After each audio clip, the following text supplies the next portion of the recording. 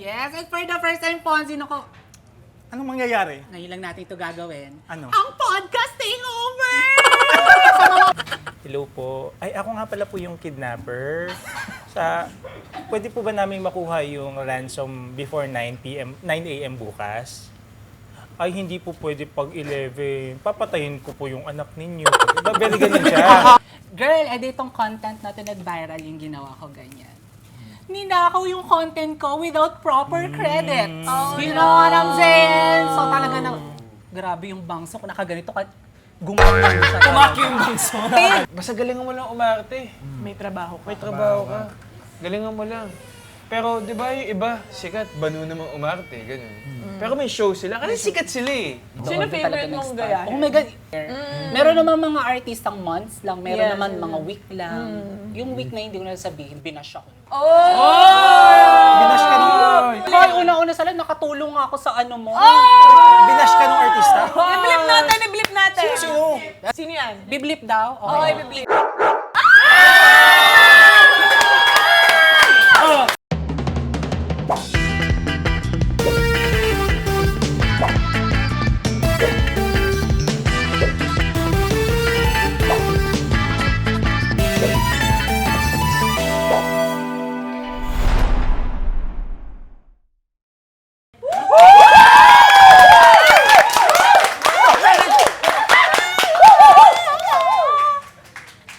Welcome to another episode of Triggered.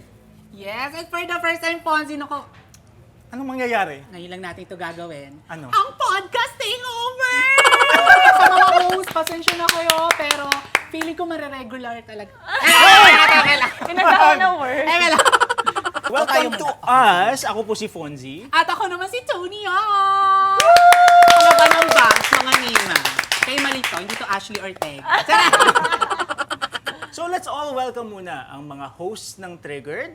Let's start with Hailey. Kambal. Si Kambal yan. Yes, you're Twinnie. Yes, we're It's Lalabanan ng Haley. bangs. Yes. Di ba? Bang off. Bango. And of course, we have Vince! Oh my God. Papa Vince. Pangalan ko maging guest dito sa... Yes, triggered. And of course, ang aking kaibigan. Talaga ba? Hindi. Kaibigan. Sean! Ayun! Hi, friend! Nice to meet you. Nice to see you again. Hello po. So, okay. Tulad ng every episode, let's start with the question, what triggered you today? Simulan muna ni Miss Tonia. Ay. Tonia, what triggered you today? Ako, eto, kanina nagsuscroll ako online sa TikTok, ayan. So, meron akong ginawang content. Share ko na din para Yes. Girl, itong content natin nag-viral yung ginawa ko ganyan. Ninakaw yung content ko without proper credit. You know what I'm saying? So talaga na, grabe yung bangso ko, nakaganito ka, gumanyan siya. Tumaki yung bangso. Bumukhang gano'n, Binuksan ni mama. Moses. Oo, Pero actually, that's very triggering. Especially Yes. pagka yung mga content mo, alam mo, ikaw yung nakaisip. Yeah. Tapos, somebody copies it, tapos minsan, mas nag-viral ba? Hindi naman. Hindi naman. Okay, good. Pero sana next time, huwag naman gano'n. Oo. Lagyan mo kahit hashtag na. Inspired by Tonia, ganyan-ganyan. Okay, that's very triggering. Valid. Valid. Na ha. Kayong gano'n. Talaga yung bangso bumubuka sa inyo. Ito, love-love lang tayo dito. Ako naman, tanungin mo naman ako. O ikaw, what So- triggered you today, Ay, Fonzie? thank you for asking. Oo, ang hirap, diba?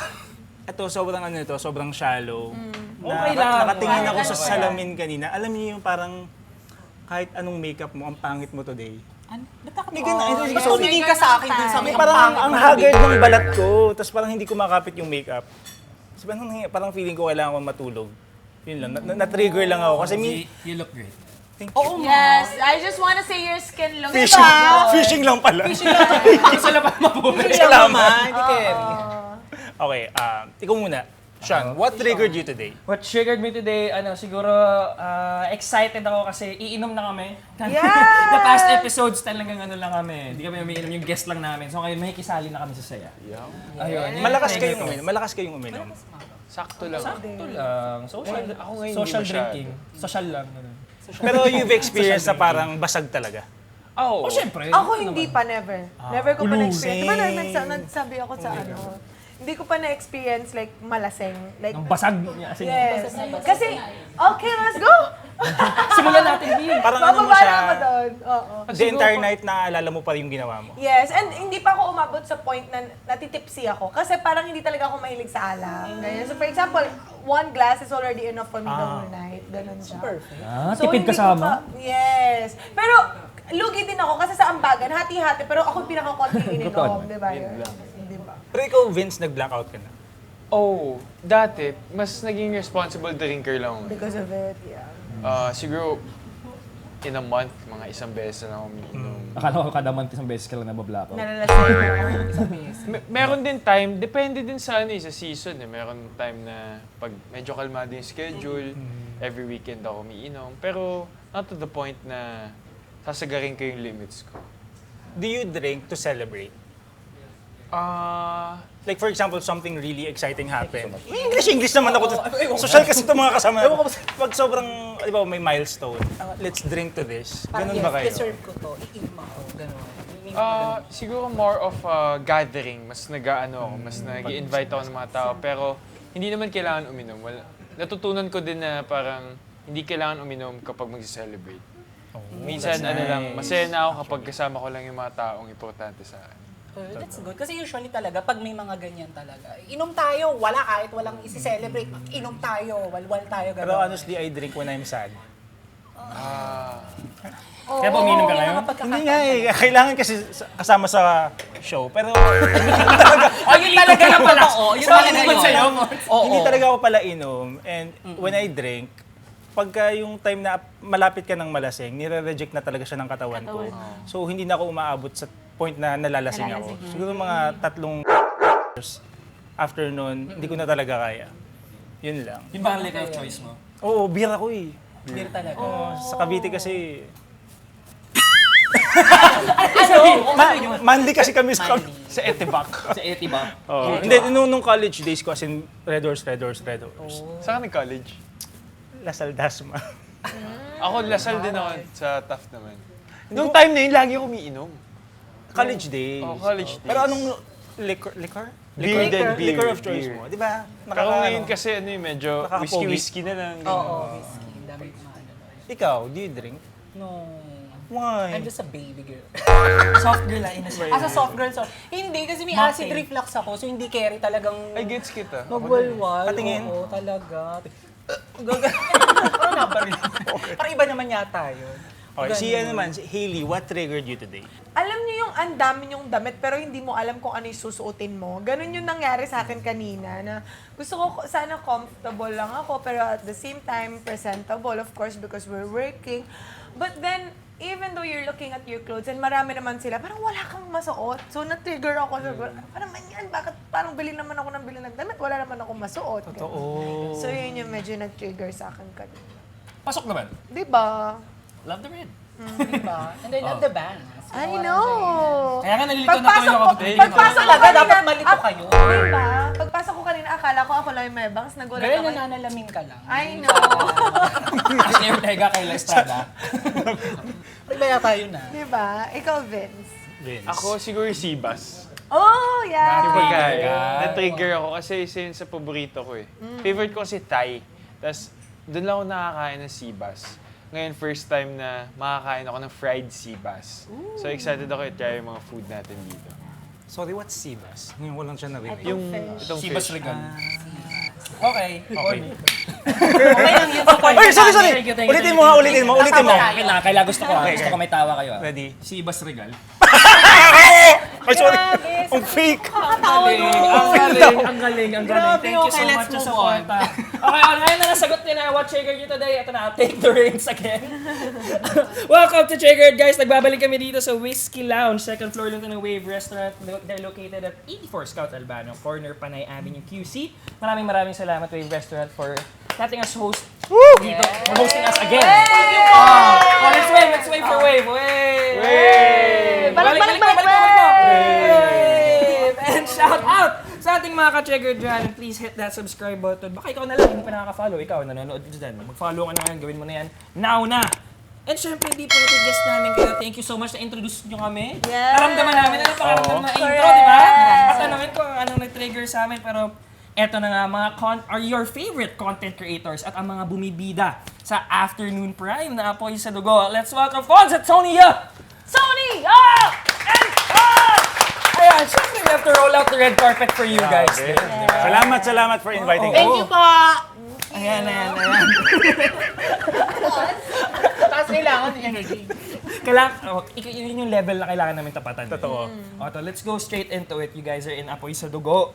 So, kamusta? Alam ko, Von, nabanggit mo sa isang interview na fantasy mo nga, maging artista. So, kamusta na part ka na ng Apoy sa Dugo? At natupad yung fantasy mo na yun?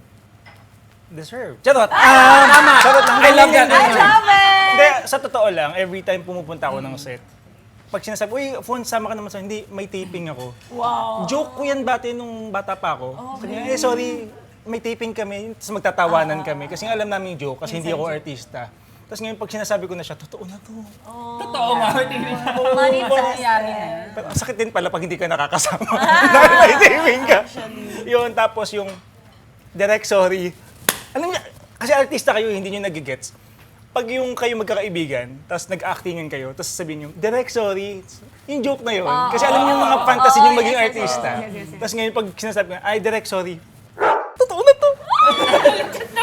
Tapos, yun, unti-unti pa lang talaga siya nagsisink na parang grabe, ito yung mga gino-joke-joke at pina-fantasy ko nung high school ako, tapos ngayon, nasa set, ganyan. Living the dream. Living the dream. Love that for you. Really manifested it for you. True. Ikaw naman, Tony, nakikita rin namin yung mga TikTok posts mo. Ikaw ba, pag-artista, was that a fantasy of yours na natupad? And how is it? Nakita ko, grabe yung post mo, close ka na sa mga ibang cast. So, kamusta? Kamusta yung taping? How's that experience? Una sa lahat, starstruck sila sa akin. Love May it! mga ganito palang gandang nag-e-exist sa mundong ito. Ang tawa ko Chares talaga. ML lang ako. Otherworldly. Buhati ko na lang sarili ko. Hindi, nung bata ako, talagang dream ko na din talaga mag-artista.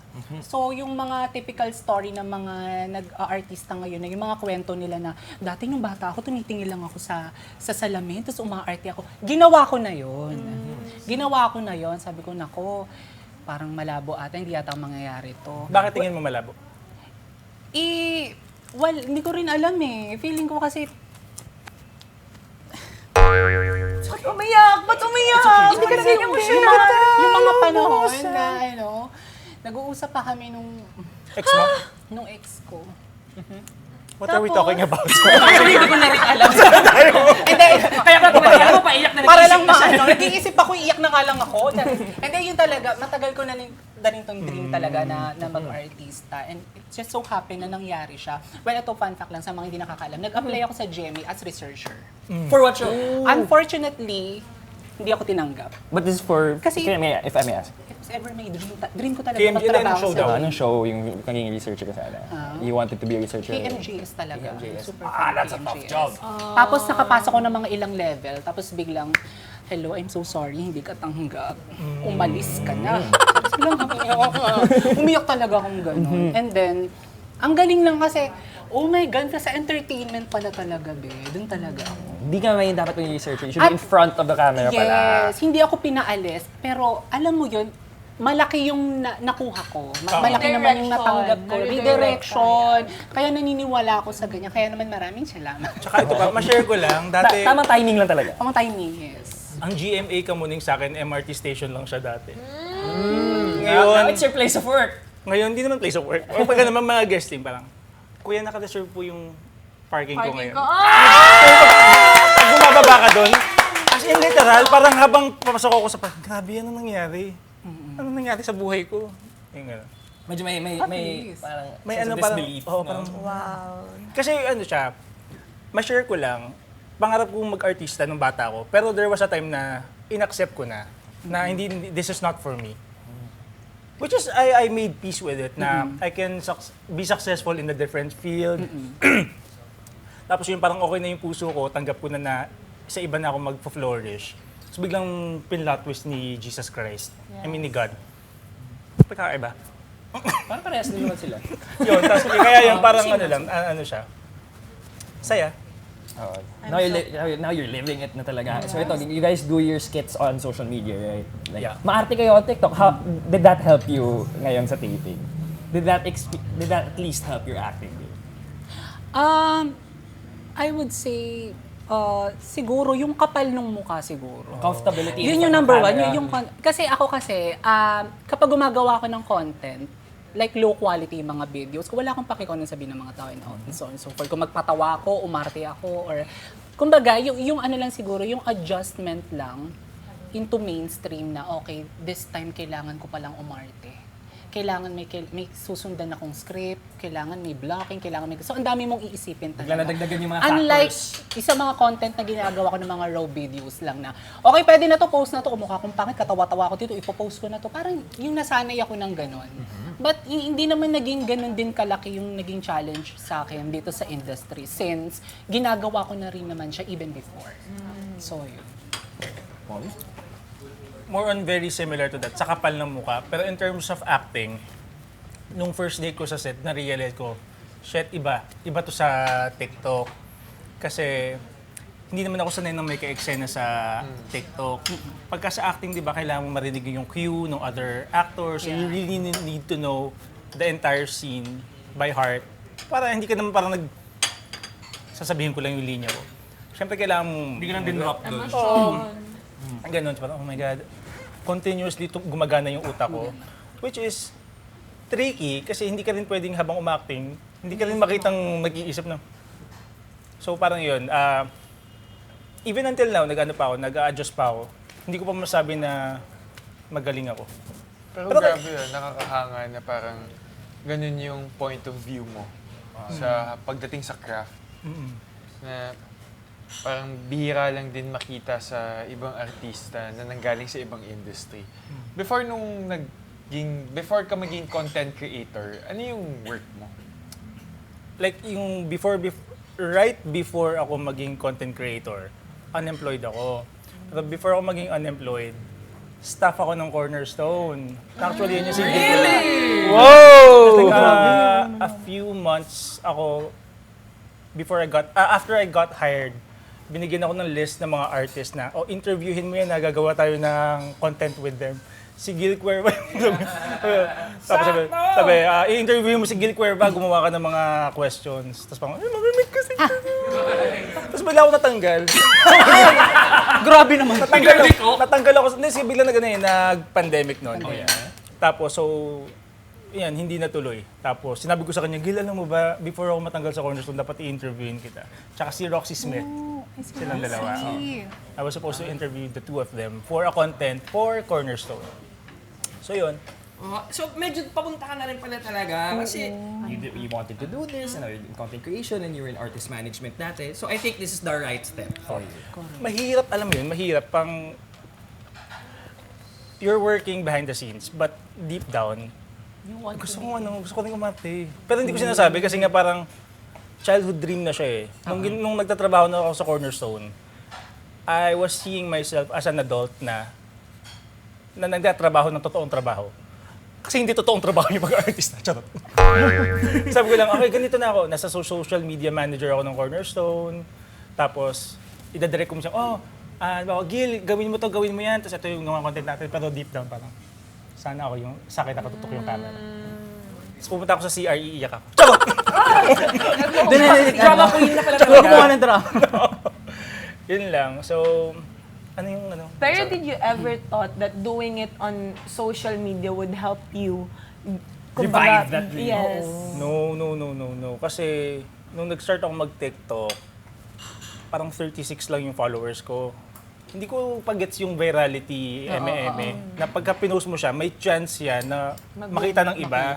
So, isip ko, since I only had 36 followers, pag pinost ko yan, yung 36 lang yung makakanood. Tapos, one thing led to another, palaki siya ng palaki. Ganun parang, okay. How about you, Tonya? What were you doing before content creation? Sorry. Ako naman nag-work ako sa government. And then, communications officer ako noon. And then, nag-work din ako sa isang school institution, private institution. So, naging career advisor naman ako bago ako mag-focus sa dito sa industry. Nung time kasi na yon, content creator na ako.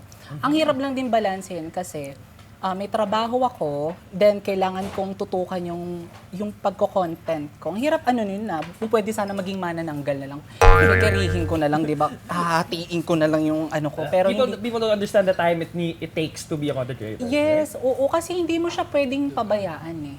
Hindi mo pwedeng, ganun kasi ako parang minsan nasa-stress ako na, oh my God, hindi pwede ito. Wala akong na-post today. Kailangan may i-post ako, may upload ako today. Bababa yung following ko. May ano ka, May ganun ako. baka hindi na ako relevant bukas. Oo, hindi na ako relevant. Minsan sobrang viral ng video mo today, but the following day, it could mean nothing talaga. So trying to be relevant and active on social media. Yes, oo. May tanong naman ako sa inyo, bilang kayo yung matagal na sa industry. Ano yung parang something na hindi talaga magets ng someone who is not in this industry, na parang kung alam nyo lang, yung parang struggles na parang kasi actually talaga, someone na mahilig sa mga artista, ang tingin ko talaga sa mga artista, glamorous life. Yeah. Siyempre, nung nag-start na ako mag-taping, ang hirap nito Nakita ko to sa video ni Sir Jeff. If you guys know, Sir Jeff does our workshops. He says na ang hindi alam ng tao, sobrang mahal maging artista. Yung investment mo sa sarili mo. Kasi lalo naman you're starting, if you want to look a certain way, you need to pay for that look. If you want to be an artista perceived in some way, you need to look the part. So you need to pay in order for you to look that part. And hindi mura yung mga bagay na yun. Hindi siya, kasi pag iniisip ng mga tao pag artista ka, ito na yung key ko para kumita, para yumaman. Hindi, kailangan may pera ka na bago ka pa pumasok sa pag-aartista. Kasi yung styling mo, babayaran mo. Yung makeup mo, babayaran mo. For you to keep up with that lifestyle that you're portraying, you need to spend so much money. And that's just to get your foot in the door. Totoo. Yeah. Yun siguro. That's one thing that people don't really realize. Just all they see is the result eh. Na parang, ito siya, artista siya, ganito, it's so glamorous, ganyan. But all the work that it took to look that way takes so much money. Kayo.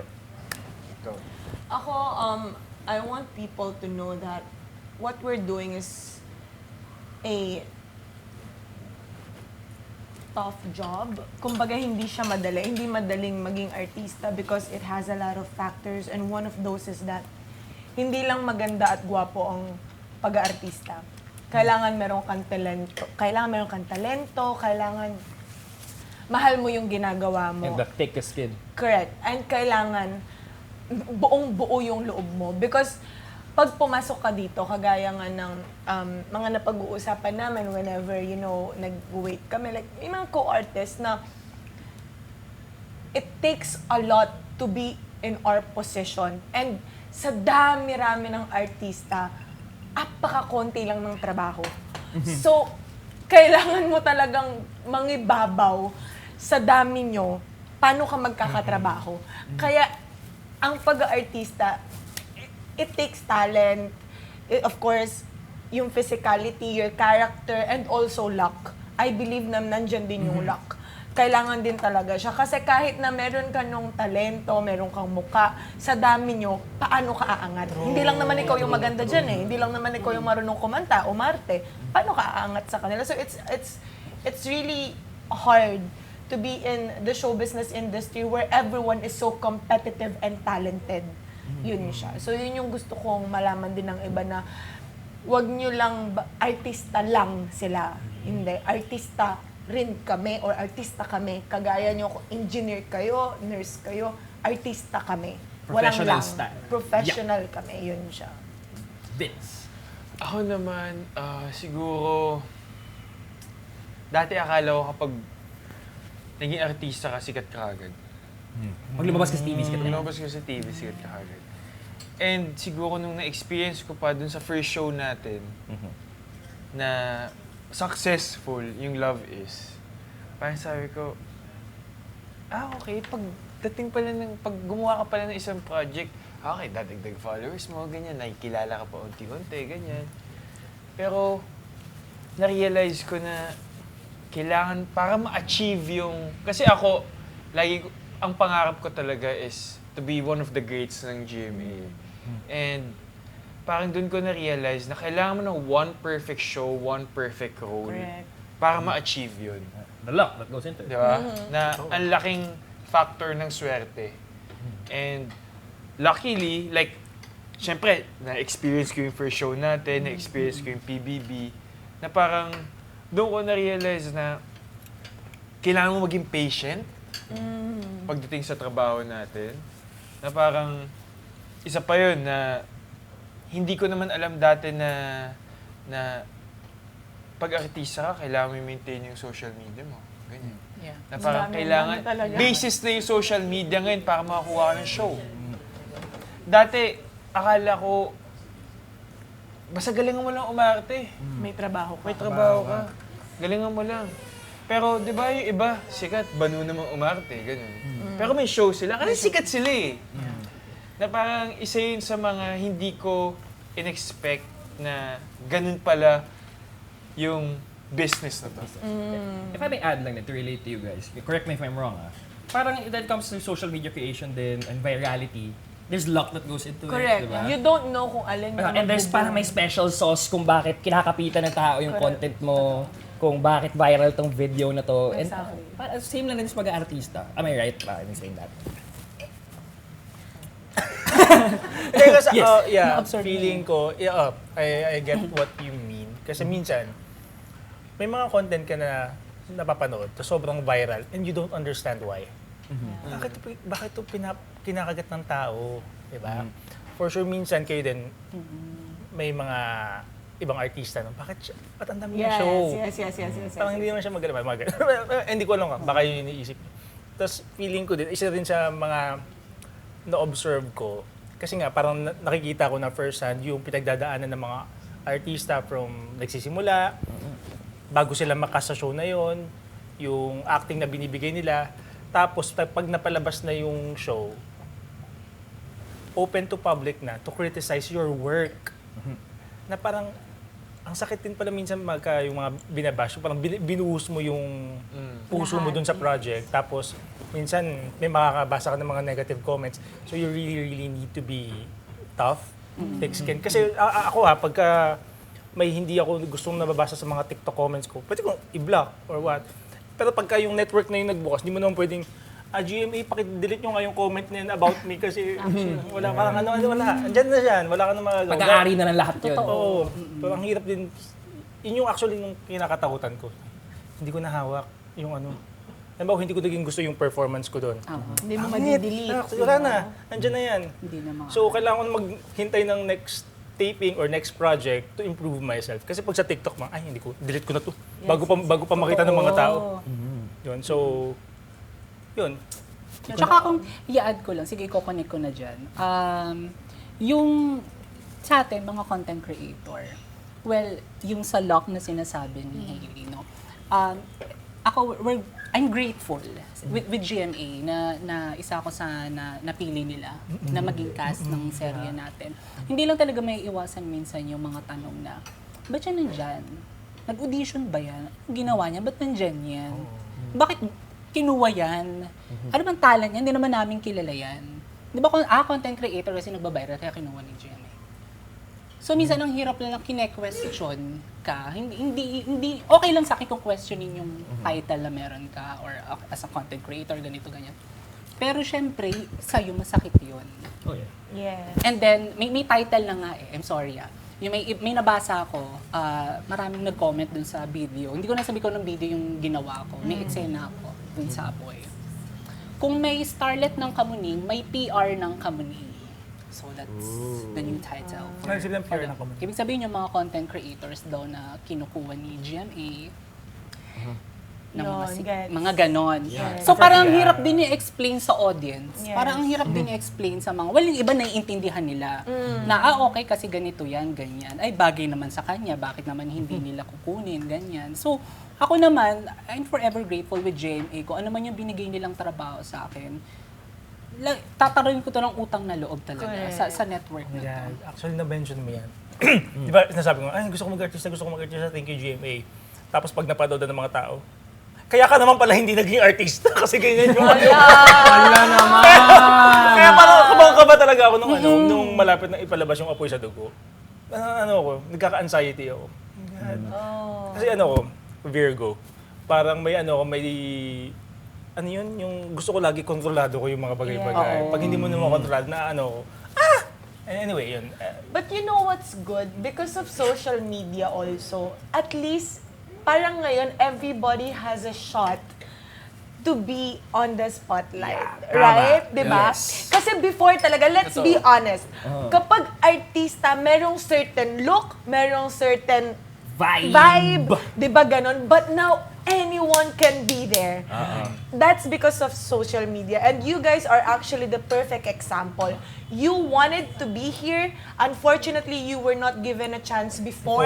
Yes. You used your social media and that helped you to be where you are right now. And I think it's not right for people to say that you didn't, you just get it because, alam mo yun, trending kayo. But kaya kayo nag-trending is because people like what you were doing. Yeah, that Diba? makes a lot of sense. So kaya kayo kinuha ng GMA kasi na-realize niya, kaya kukunin ko to kasi pinapanood siya ng mga tao, di ba? So kaya kayo nandoon. So it's not right. And what you were doing is you're also acting. Kaya kayo kinuha. So GMA show. They're doing everything. They're Correct. writing, producing, Correct. everything. Isipin niyo you're a one-man team na samantalang sa atin, di ba? It's a whole production to do whatever we're 100 people. doing. To edit, to take the video, an actor, a scriptwriter, a director, everything, but you're doing it alone. So, oh my God. Kayo ang proof You na deserve malaki to- ang entablado at kasya tayong lahat. Correct. Correct. Diba?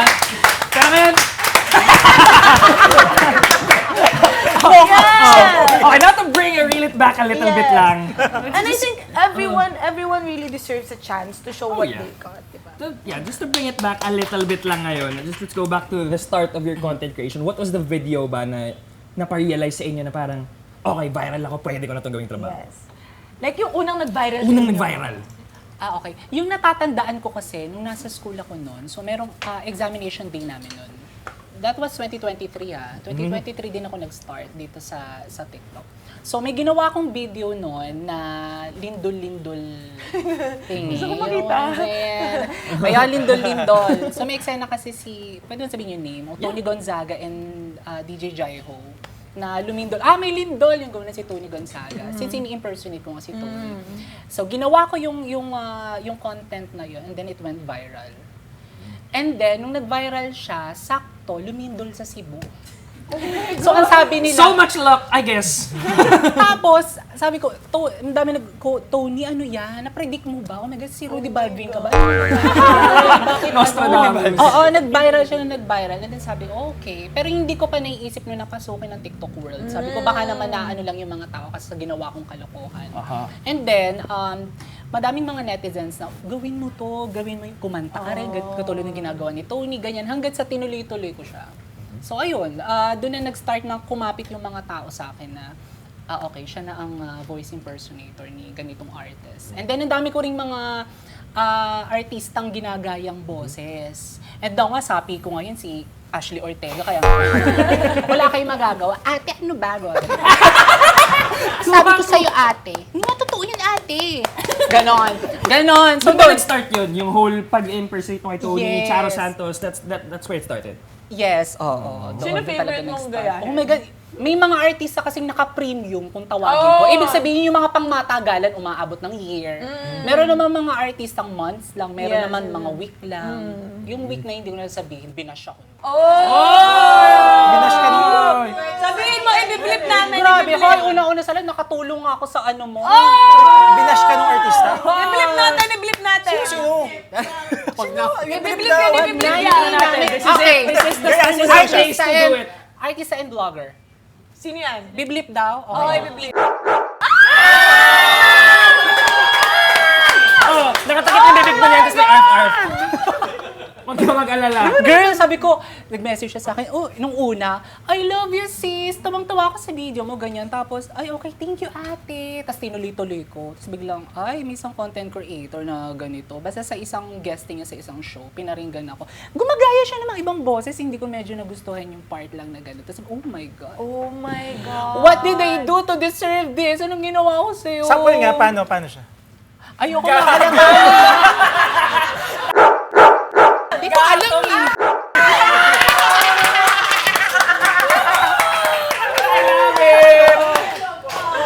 Hoy, pero Love you, sis. Love you.